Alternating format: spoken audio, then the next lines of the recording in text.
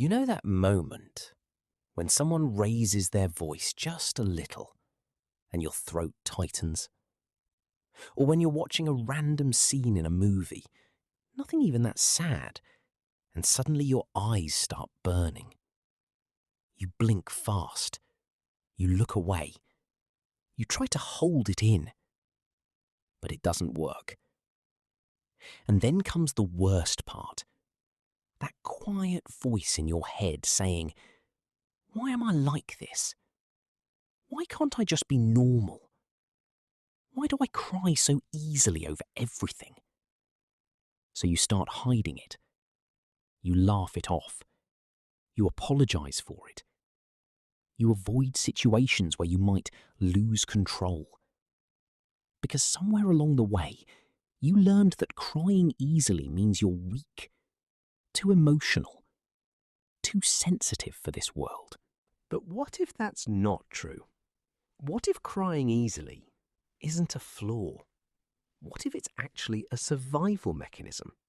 Not something broken in you, but something that's been trying to protect you for a very long time. Because your emotions didn't just appear randomly. They adapted. They learned. They became hyper-aware, hyper-responsive, because at some point in your life, being that way kept you safe. So instead of asking, "Why am I so emotional?" a better question might be, what did my emotions have to learn to survive?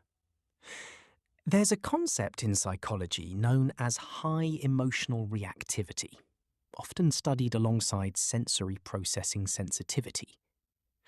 Psychologist Elaine Aron introduced the idea of the highly sensitive person, someone whose nervous system processes emotional and environmental stimuli more deeply than average.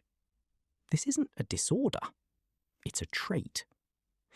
And research shows that highly sensitive individuals have stronger activation in brain regions linked to emotional processing, heightened amygdala responsiveness, the brain's threat detector, increased empathetic accuracy, meaning they feel not just their own emotions, but other people's too. In simple terms, your brain isn't overreacting, it's over-processing.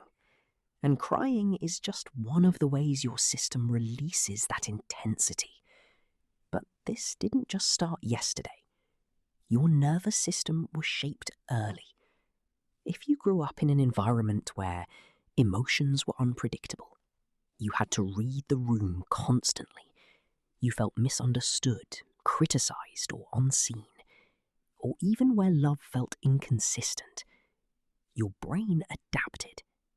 It became alert, careful, emotionally tuned in to every shift in tone, facial expression, and energy. Because back then, Being sensitive wasn't optional. It was necessary. You had to feel everything so you could avoid conflict, stay connected, or protect yourself from emotional harm.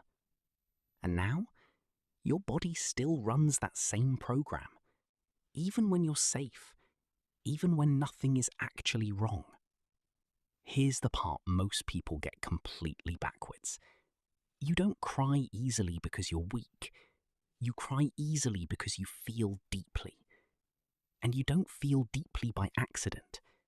You feel deeply because you value connection, meaning, emotional honesty, being understood, and understanding others. Think about it.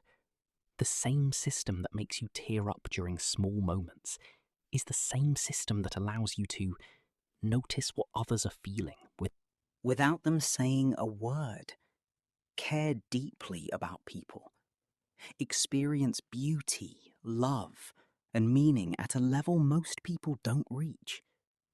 So no, this isn't just about crying.